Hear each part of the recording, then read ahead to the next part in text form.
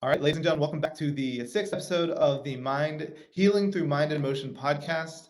This is where we explore the mind, the body, and how they work together so that we can overcome chronic pain and chronic illness and live a life that we love. I'm your host, Brian Cade, and I'm excited to have Jessica Kissel on the show today. She has an amazing story of healing herself and as well as being an advanced exercise therapist in the Egoscue method, Postural Restoration Institute trained, and also studying a lot of different stuff. Like she's going through a pain science certification right now from Australia, has done another course on the mind and the emotions, and very much she's several steps ahead of me on the path that I'm going down with mind body work. Um, so happy to have you on the show. Welcome.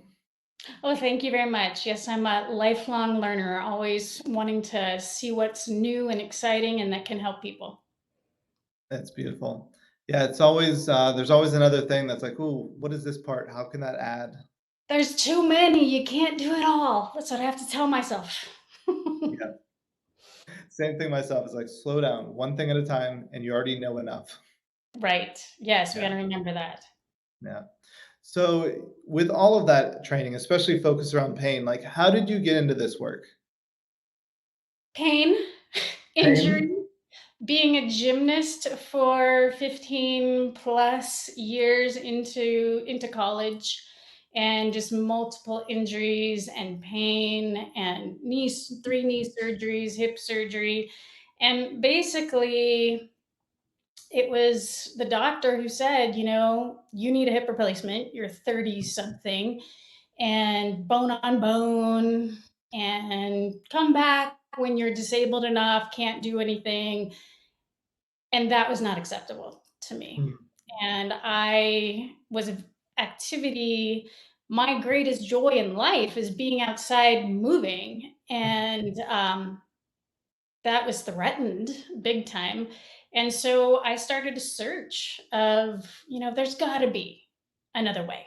yeah. I'm not going to resolve myself to just getting worse and getting worse and getting worse. And that's how this path has evolved. It's Mm, still evolving. yeah. And so just curious, you were told bone on bone, you need a hip replacement.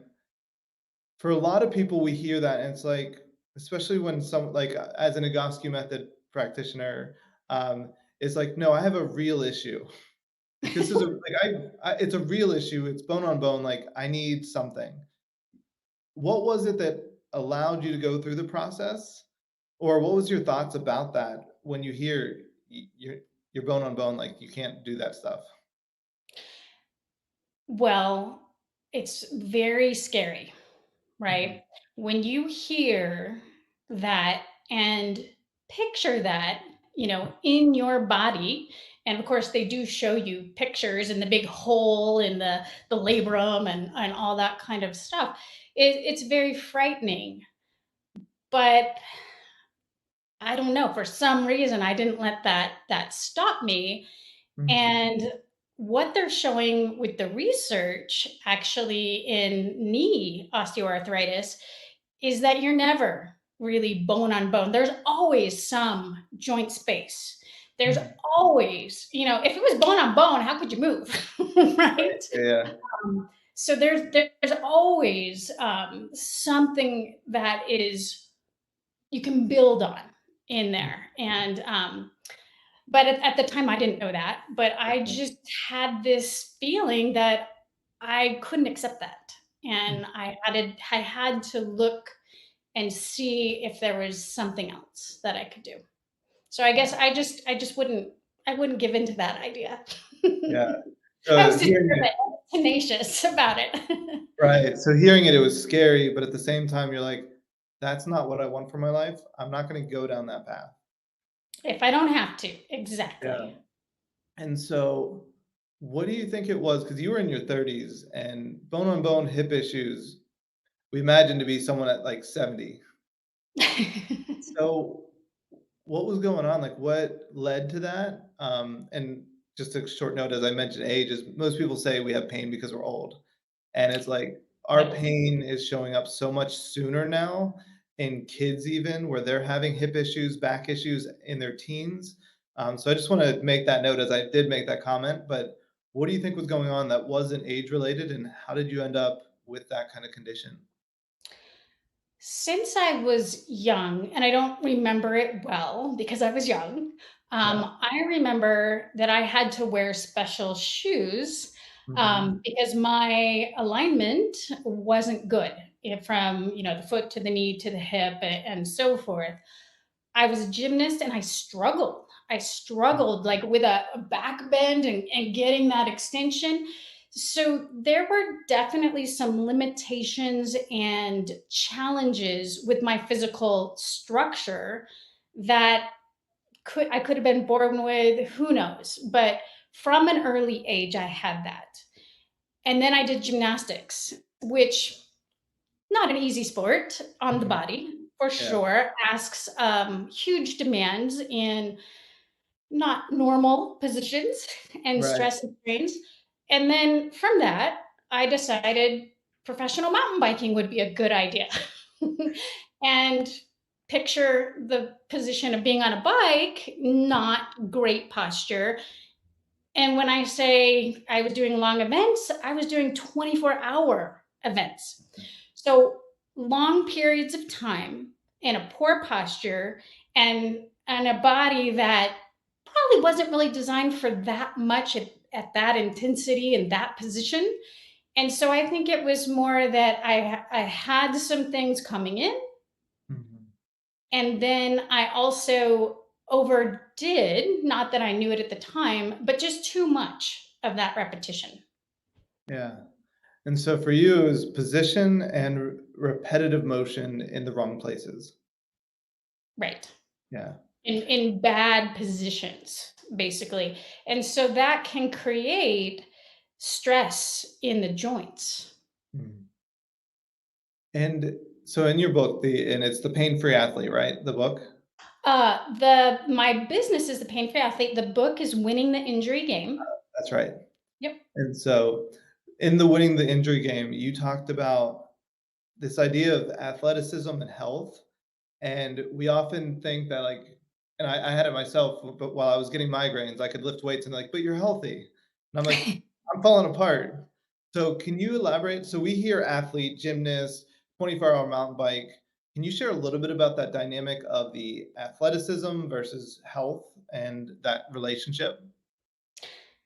And I believe I say something very similar to this in the book. Just because I could ride my bike fast or for a long time does Hmm. not mean I was healthy and well. Yeah. I couldn't do fundamental movements. I couldn't, I had, I had digestive issues. I was diagnosed with IBS. I had menstrual cramps and I had bad sinus issues. I was a very sick child, actually, Mhm. and that could be for a lot of various reasons. But just because we can perform in an athletic arena does not mean that we are really well rounded, Yeah. healthy people. And my stress was, trying to work full time, trying to train at that level. Mhm. Stress, I tried to be good about my sleep, but I'm sure that suffered as well. So we have to look at all of those pieces to really say that you are a healthy, well individuals, not just that I could ride well. Yeah. Yeah. And it seems like that well balanced is something that keeps coming up with people I've talked to is like it's going to be your sleep, nutrition, it's the movement itself. It's not one part that allows us full health and well-being. Absolutely. That is 100% correct. You've got to have all of those pieces performing at a high level. Yeah. And so you were a high-level athlete who was stressed, in bad positions, may have had some stuff growing up, got to the point where you had 3 knee surgeries and bone on bone arthritis in the hip. And a hip surgery as well. And a hip surgery. And in the book, you talked about how that hip surgery didn't actually make things better. You still had pain, if I believe that's correct. Correct. And I know you know this, Brian, Yeah. that a lot of times the pain is not from the joint, it's from all the surrounding imbalances Mhm. in the tissues that are probably trying to protect, because pain is about protection. They're trying to protect you. And one of the ways that our body protects you is by tightening up and limiting movement. And it creates pain because pain is going to make us change our behavior. Yeah. And I wanna just highlight that part where it's like you had the surgery, and most people think that if I get the surgery, everything's better and I never have pain again. Me too. So, Totally. yeah. Because that's how it was with my knee surgeries. I had 3 knee scopes, and they weren't big deals, and it's like, just take it out. I mean, I had 80% of my meniscus behind my kneecap taken out. Mm. But it's like, yeah, just take it out and I'll be back on my bike in a couple of weeks. We're good. So I just figured it'd be the same thing. Yeah. Not so much. Hip is a little more integral to the whole movement in your whole body, right in the center there. Yeah. And so it's like we're not, and I'll speak for myself. It's like I'm not for or against surgery. If I was told something's torn, it's like I might have the surgery. I also know that if I could move without pain and I didn't know it was torn, experientially, I might not get the surgery. So I'm like, what would I do if I was told something? And it might go either way. But it's beyond that is like, okay, the surgery might be the first step to create space. And then it's like the muscles and the imbalances need to be focused on if we want to eliminate pain. It's like surgery might just get you a short term, like not short term, but fix a certain spot. And then it's looking big picture. Okay, why was pain there in the first place? What's going on deeper? What created the hole Yeah. in my hip, so to speak? And of course, yes, I agree. Surgery is absolutely the right course of action in many cases. Yeah. But we also have to remember that there is this whole designation of failed back surgery. And Mhm. the research shows, you can image all these people and, say half of them have stuff and half have pain, half don't. So the damage is not always correlate with the pain. So Yeah, it's something else to keep in mind. absolutely. And so you were there, you had the surgery, you're still in pain. You're like, I don't accept that. So what was next? Like, what happened after that? I was depressed. It was very hard. It was Yeah. very mentally and emotionally hard because sports was also my social. Mhm. It was what I did with my husband, getting outside, the sunshine, all of that. It was really, really, really difficult. And I read a book, Man's Search for Meaning Mm. by Frankel. He was a Nazi camp survivor, and it gave me this message: how can I use this situation for good? How Mm. can I kind of turn the tables on this? How can I help myself? How can I help others? How can I not wallow in this, oh, woe is me kind of thing? And so that was kind of the start of this shift in my Mm. mindset about how I was going to approach my situation. Yeah. So it seemed And like, gave me the confidence to start looking and start trying. mm, and it seemed like the mindset shift was kind of crucial to going down this path because initially it sounded like it's like I'm done. I can't enjoy my life, do the things that I want to do. To okay, this has purpose for me, Right. and it's like it There's an seems like opportunity in pain yeah, and injury. It took a long time to look back and see what that was. You can't see it in the midst of it, but it's a growing opportunity. Pain can and injury can help us kind of reflect back on everything about how my life was so imbalanced and not just in a physical way. yeah, beautiful. And so that was like the fuel, the motivation to move you forward to find answers. Yeah, And it's so funny you talked about the mindset, and you might be getting to this because I was introduced to the Egoscue method. Mm. And one of my clients, I was doing personal training at the time, and she gave me the tower, which is one of the pieces of equipment that we use, and I think she gave me the book, and I took it Mm. home, and I just looked at the hip chapter, which is exactly what you're not supposed to do. But that's what I did. And I did the Yep. exercises, and I did this thing where you're laying on your back for a long time. And I'm like, oh my God, what is this going to do? Because I'm an athlete. I've got to do more because that's, to get better, more. And laying here not doing anything, I could not wrap my head around it. And honestly, it wasn't until somebody else gave me the book, my massage therapist, and I sat down and I read it from the beginning and got my mind wrapped around the whole idea that I could commit to it. Yeah. And that's so huge because our belief on like what it is and what's possible is like determines what actions we're going to take from it. And I was a wanting to be a power lifter. I deadlifted 500 pounds, could squat 400. I was like feeling great until I wasn't. And it's like my own journey. Every time I'd start to find some relief, I'm like, I'm feeling pretty good. I would go try to pick up weights, and then it's like I'd fall back. And it's like it was always like go just slow enough to then go all in. Right, right. It's kind of that boom and bust cycle Yeah. that we often get into. And even when people just start exercising, they do that. They like, I'm going to start this exercise program and they do all this stuff and then they're just laid down for days or weeks. And yeah, it's got to be more gradual. And it's really hard for those of us that are super motivated. Yeah.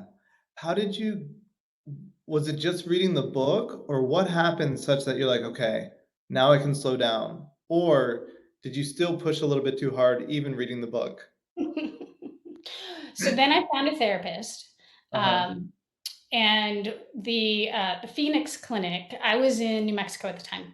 The Phoenix Clinic did travel clinics to Albuquerque, and so I was still reading the book Mm. because I started reading the book. I tried those exercises a long time ago, but if I'm going to do something, I'm going to do it full on. Right. So I started reading the book, and basically at the same time, I found this clinic and this travel and scheduled an appointment. And Mhm. so I jumped right in and 16 sections, here's my money. I'm gonna do this. And he's looking at my posture and I'm like, oh, I'm a gymnast, I've got great posture. It's Yeah. like I was very humbled and I was very humbled by the exercises. And it was my lack of ability to do Mm. the exercises, which was a huge turning point for me. It's like I Yeah. couldn't even connect my brain and my muscles, like in my left glute.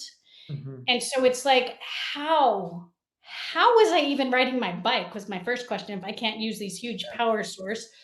But it just didn't make sense. If I've got these exercises and the Egoscue exercises, this posture exercises, they break down function, right? Mm. And if you can't do it in a controlled setting on your back, where nothing else is going on, how can I possibly do it in a dynamic, upright setting where I'm moving on my bike, dealing with obstacles? It just like made sense. It's like, oh my, okay, Yeah. this I need to take care of this. Yeah. It's funny, apparently that's a normal reaction for athletes, is like, I went into the Egoscue clinic the first time and they're like, "Okay, let's see your posture." And I'm like, "Well, I was military, I'm a personal trainer, like I lift, like I know what good posture is." And then they told me to relax, and I think I shared a bit. It's like my hips rotated, pointed 45 degrees to the left, and my shoulders dropped 6 inches, one side only. It's like, "Oh, yeah, that's probably why I'm not feeling great."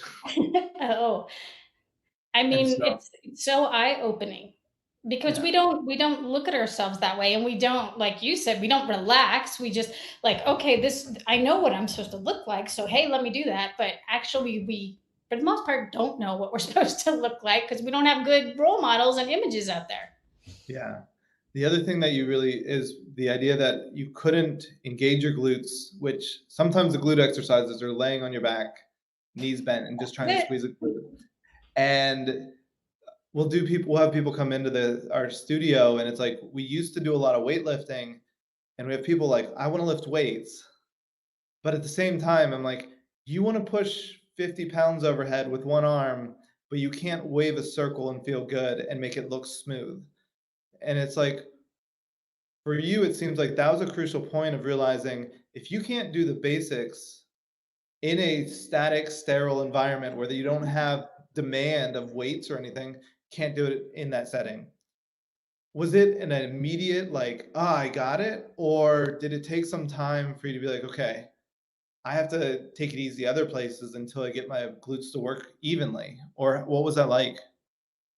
So, well, the aha was immediate, but I still had my athletic mindset. Mhm. More is better, right? Right. Oh, he wants me to do this many of these exercises this many times a day. Oh, I can do more than that. Yeah. And so because of my approach to it, I overdid it, Yeah. right? I did cut back because at this point, I was past my pro cycling at that point. So I had cut back. I wasn't really writing at all. Mhm. Doing Egoscue became my workout. It's what Yeah. I was doing. Yeah, Mhm. but I still was doing it with the wrong intention. Mhm. Got it. And so and it's in the book, you actually talk about how doing it that way led to more pain. Uh-huh. Yeah. And Because you can't, so if I couldn't engage my glutes, but I kept hammering on it, the body's great. It's going to be like, okay, what is she trying to do? Let me help. And so all the other muscles and parts of the body started compensating to mm. try to get it to do it, even though it's not designed to do it. And so yeah, so then like my back is trying to be my glute, and I mean just more complications, more patterns that I had to unravel. So the method works beautifully. It's a amazing system that I'm blew my mind when I learned it because I had a background exercise science and thought I knew the body. Right. And so you talked about so you were actually creating more compensations and more patterns by trying how you went about the exercises. Or strengthening ones that were already there. Yeah. Okay. Yeah. And so for somebody who's thinking about a process like this, and what would you tell them initially so that they could get the best experience and skip some of those steps that you went through? Well, I mean, like I said initially, was that mindset, Mhm. and whether you need to intellectually understand, like I Mhm. had to with the book. I had to get that, and I had to have the actual experience. I think this posture work is a very experiential. That's where the change can happen, Yeah. because it all sounds interesting in theory, but it's something we don't really know. And it's not until you get in there and do it that you feel it. And then respect that Mhm. and know that the body can only take, and the brain, because let's be honest, this is a brain training that we're doing, because we are rewiring the whole nervous system from the brain through the nerves to the muscles, how that whole connection is working. Because my brain says, okay, glute fire, and that's not what happens, but we have to retrain that process. So it's a neuromuscular adaptation, and don't expect that you're going to get big glutes right away, because the first changes that happen are neuromuscular, and they Mhm. can happen pretty quickly, which is the exciting part. Yeah, very cool. So you did the Egoscue method, which is just a little bit is a posture-based system, outside muscles to create changes with the balance of the body. Right. How did you end up going from the Egoscue method to PRI then? I plateaued Mm. with my recovery. I mean, I got a lot better. I can fire my glute. Mhm. Um, but my back pain that I came in for initially, which was, I had many symptoms. what I couldn't get rid of that entirely. And I needed CEUs for some of my certifications. And I just kept getting these emails about posture and stuff. And let me give that a try. And Mm. so it was just this lifelong learning curiosity that led me into taking my first PRI course, which was actually the Myoken course. Mm. So yeah, on hip pelvis spine interaction stuff. So Okay. that's how I ended up there. And of course, me being me, I had to take it all the way and do the PRT certification. Beautiful. And so can you kind of elaborate? Egoscue would be what to you? And then what is PRI and how do they differ, but also work together? So I do both Hmm. personally. Yeah. And, since I started doing PRI, I still maintain doing some Egoscue. Um, PRI PRI is a lot about breathing and gait and asymmetry. So Egoscue, generally when you do an exercise, you do the same thing on both sides. What I learned in PRI about me, about the Hmm. human body, we're not the same inside.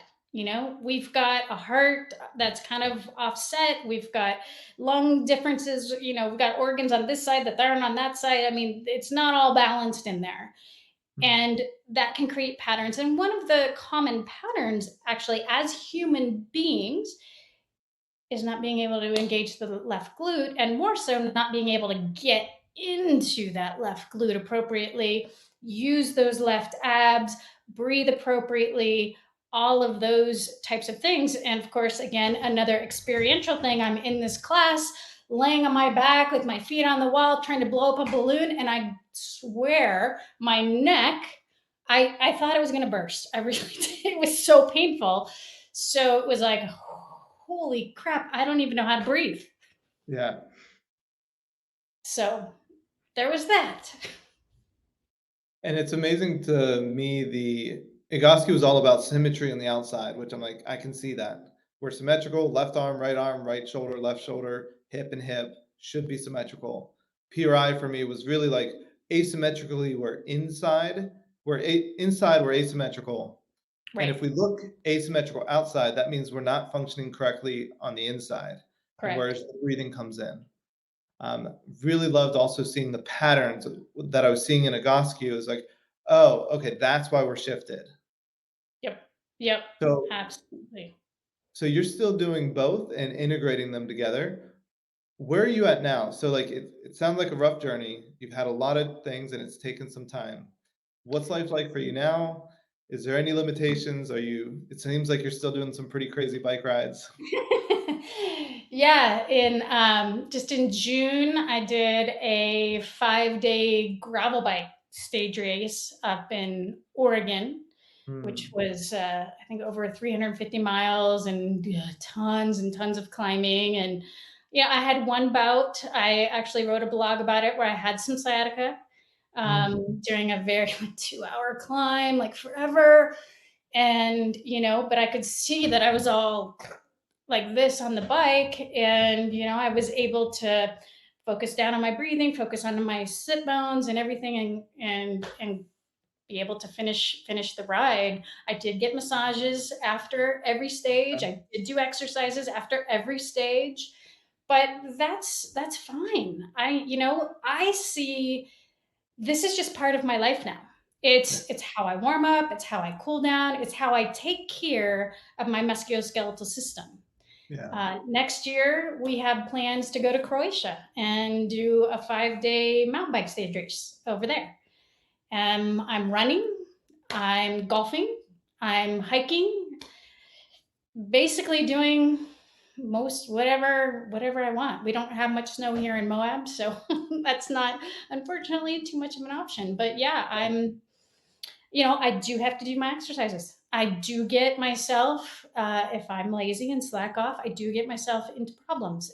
But I have the knowledge and I have the temperament now to slow down, figure it out, and get myself back on track, Yeah. not freak out. Yeah. I think that lifestyle aspect is huge where it's we as a species don't move as often or as in many ways as we were designed to move anymore. And that we need something on a regular basis to remind the body how it's supposed to function. Right, right. And that's what the exercises really are. Yeah. And, I have patterns, I have challenges in my body. Mhm. And when I get fatigued or overdo or get lazy with my exercises, it's going to revert back there. And so it just needs reminding. It needs just this continual reprogramming Mhm. to keep myself balanced and able to do what I want to do. Yeah. One of the things I love about the process is that you now have tools that even in a race you can do where you can adjust yourself so you can keep racing hundreds of miles, which Right. makes sense that with that kind of Right. yeah, it's like with that kind of demand, it makes sense that something would show up because that's far more than what we're conditioned to. And Yeah. so I think that's one of the amazing things is like if you feel bad, you can fix yourself, whether on a bike or at home, you do the breathing and you can get back, not fix yourself. I don't like that language, but rebalance the body. And it's empowerment, right? Yes. Because you feel confident. Because when I did my first 9 day stage race after all of my injuries and stuff, I was very nervous. Is my body going to hold up? But if you have that confidence, that empowerment, that awareness, because you just get so much more in tune with the body. So you notice little things before they get out of hand and you can correct them. Yeah. Beautiful. I want to shift a little bit. So your story is amazing in itself and overcoming the challenges. And a lot of people that I find are doing alternative work like this, like the Egoscue method and PRI, they found it because the normal stuff didn't work. Right. Um, do you have so you work with people to get out of pain? What are some of those stories of like people that have either been in accidents, they may have had I've worked with people that have rods up and down their spine from car accidents. What are some of the stories of healing that inspire you of what's possible that you've worked with and you've seen like, wow, if that person can get better, like almost anyone can heal themselves type thing. Right. I mean, those extravagant stories are cool, but I think what more people can relate to and that I see more often are just these people that have had a nagging pain, whether Mhm. it's neck pain, whether it's back or hip pain. I mean, I'm thinking of one person, 12 years. 12 years. She's like had shoulder blade, neck kind of stuff and tried all this stuff, give her some exercises, and within, I don't know, a month or two, she's like, what pain? Right. So it's just people are willing to put up with so much because Yeah. it's not that big of a deal, right? It's like, oh yeah, my neck hurts or this is uncomfortable and it has been for all this time. And we kind of give in and say, oh, well, this is just the way it's going to be. And as we know, it's probably going to get worse as they get older. So Yeah. those are the stories that I find Mhm. actually really inspiring is just helping these people that have kind of given, this is just kind of how it's going to be. But hey, here's just a few things, and now you're not in pain anymore. And now you Yeah. can do these things again. I think those are really inspiring. Those, yeah, I have to agree. It's like the stories of big challenges being overcome is inspiring. And then it blows my mind how many people will have 10, 20 years of pain. And sometimes within 10 weeks, they're like, I feel amazing. And Yeah. it's like 10 weeks, Yep. 20 years of pain, like mind blowing that it can shift. Right. Yeah. Right. Absolutely. What do you think's going on there? And is it did they not I'm sure some of those people have tried a lot of things. What do you think's different about the process that allows someone to go from 20 years of pain or 12 years to feeling great 12 weeks later? Posture therapy addresses the whole body and the Mm, connections within yeah. the whole body. A lot of standard approaches look at the body in parts, right? Mhm, So I think that you may have pain, say in your shoulder, but the shoulder is not the mhm, problem. The problem is a pelvis that's not able to support a good upper body position, or a foot that can't isn't in a good position and can't load, kind of thing. So I think that is definitely it's just a very different approach to how we look at the body. But we have to remember the mind, right? That's part of yeah. this as well. And I'm trained as a wellness coach, and I have a pretty detailed questionnaire. But I think too, just people want someone to listen to them and get that validation from someone that their pain is real. And just I talk to people about their language, how they talk about Mm, their pain, how they talk to their bodies, and making them feel safe. The exercises can help them feel safer in their bodies. So mm, I think there is a big mental piece to it as well, in that we're helping people gain that confidence and be comfortable being in their bodies. Whereas when we have pain, we mm. often are just like, oh, I want get me away from that Right. pain. And really getting in there and being curious and being okay with it can really help bring down. It's about the nervous systems too. I mean, we could really go on here, Brian, but Yeah. if you're in a stress nervous system, you can't heal. So getting them to relax, and we do so much breathing, right? I integrate that PRI breathing with every single person. That's the gateway into that parasympathetic, that calming, restorative, healing state. One of the things I find interesting about PRI is it's a calming breath, but it's so much work and pressure that it almost doesn't feel relaxing in the moment. But when you're done, you're like, okay, I feel better. Can you talk a little bit about that? Because I know for me doing it, I'm like, I felt like I did a workout. I blew into the balloon or pressurized. I did three sets of five breath. I'm like, I'm exhausted. What happened? Um, Well, if so first of all, I like to do some just not, I mean, because PRI exercises, as you know, are very intense. I like to do more static back sometimes, the Egoscue, just relaxing and breathing. But from a structural perspective, when you're doing that breathing, you're changing the position of the rib cage. A lot of us have this flare rib cage, and our sympathetic nerves are in our spine back here, and they're just getting smushed and yeah, keeping us in that sympathetic drive. So you're actually repositioning through the breath, and then taking pressure so that the nervous system can change. And PRI emphasizes the exhale phase mm, and the holding. The exhale phase of the breath is the PNS, the parasympathetic, whereas the inhale phase is the sympathetic. So there's some actual anatomy that's changing, but then there's also some nervous system yeah. flipping. Yeah, so you're incorporating both relaxed breathing and static back, as well as when you do a PRI breath, it's resetting the rib cage and also emphasizing that parasympathetic exhale. And so people calm down.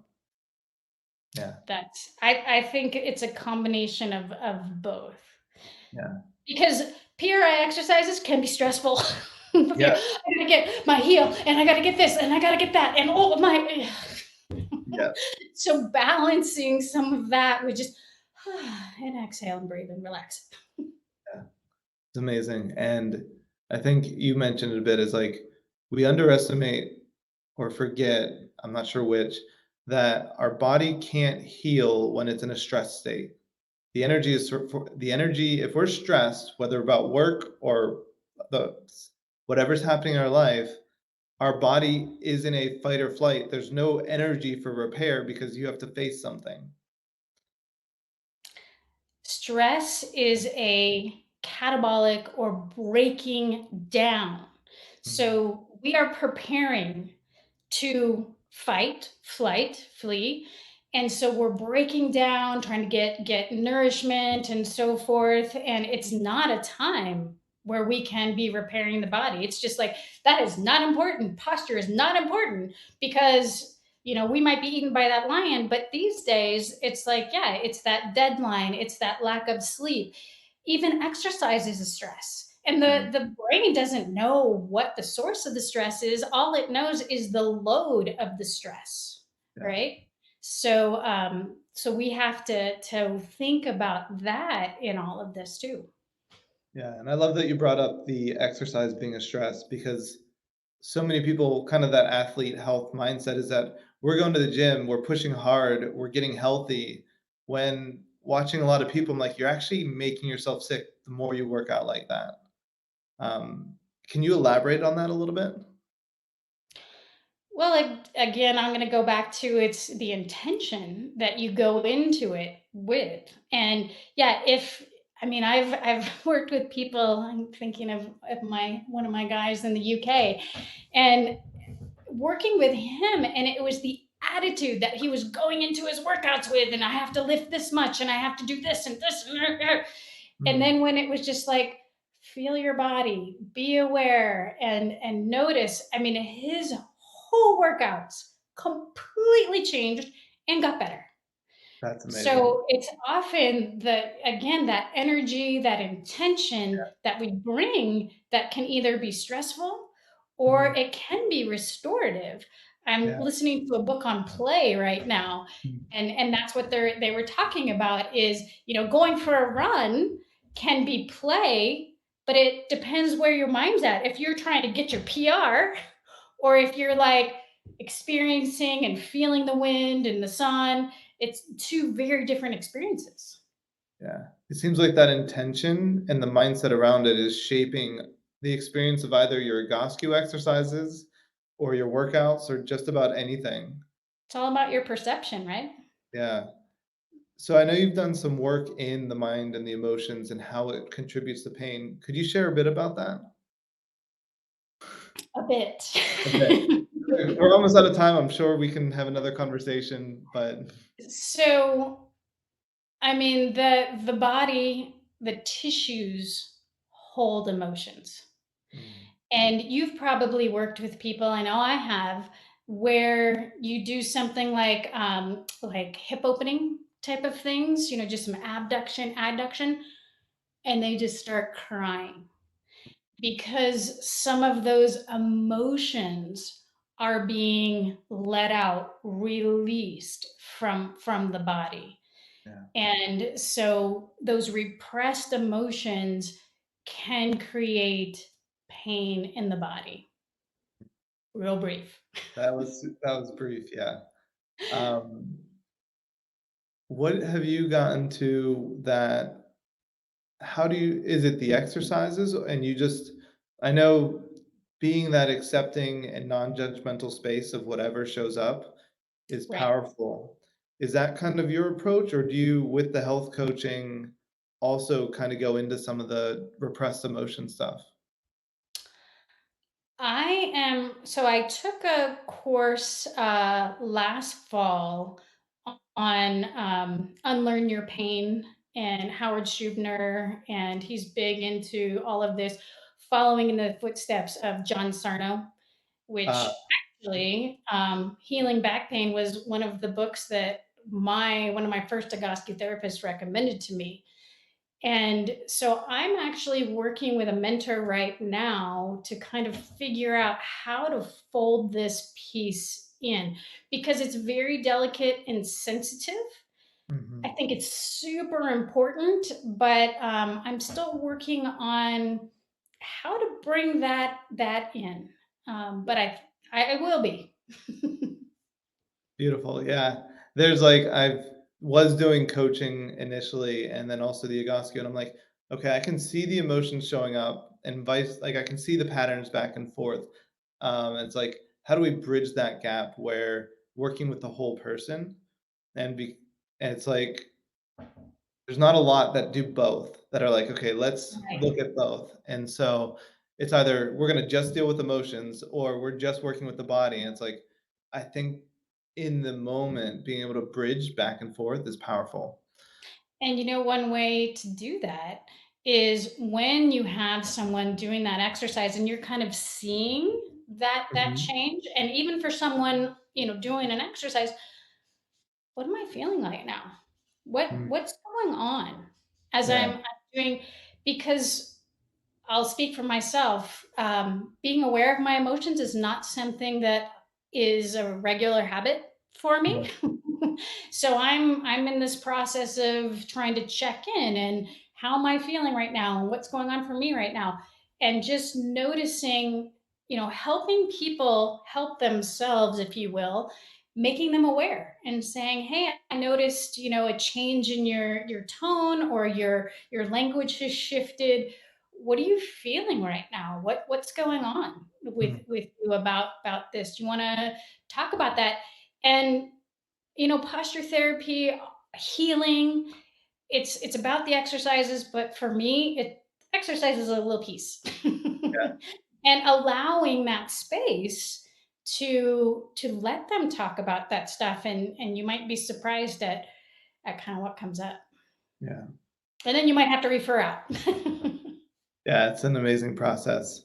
If somebody's in a place that they've had a lot of pain and they're looking for answers, what would you tell them, like, where to start in their journey?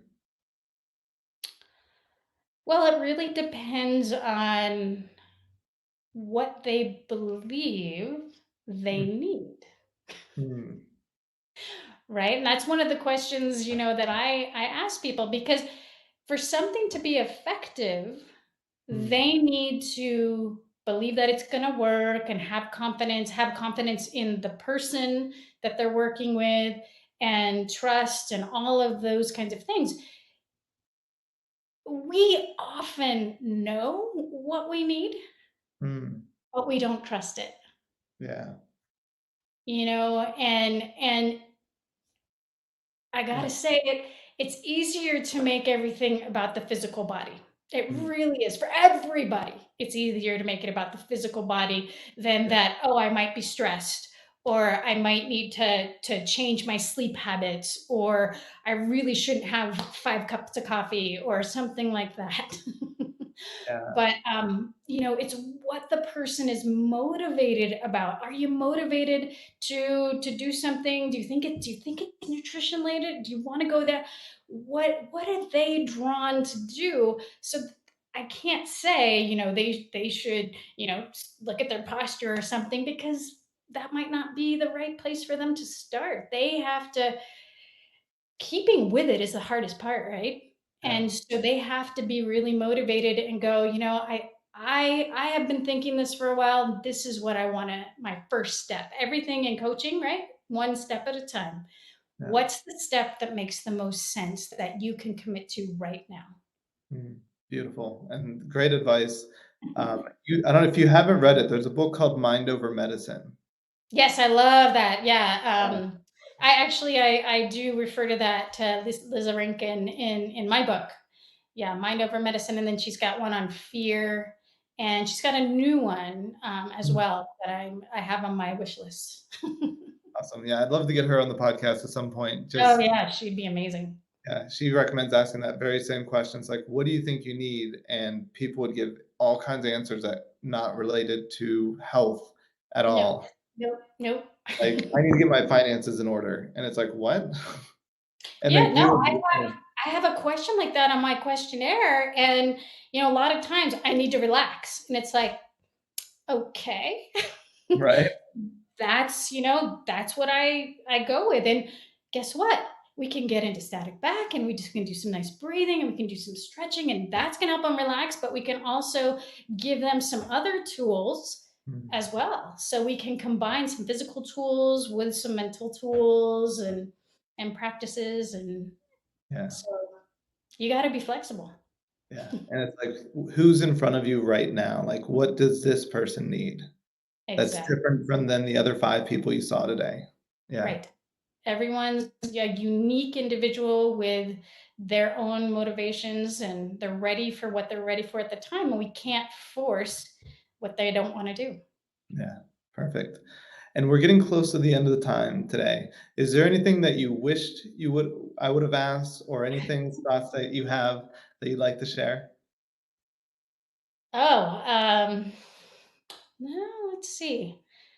I mean, I think we've covered it pretty well. I do want to just re-emphasize we can, that whole nervous system piece and Yeah. how I believe, and I've talked to some of my peers and colleagues, and it's like, however you can get into that relaxed state, whether, hypnotherapy, acupuncture, massage, stretching, deep breathing, whatever it is, if we can't get that, we're Mm, not going to get very far. yeah. So that's kind of fundamental. And I think the exercises are a great gateway into that, again, if done with the right intention.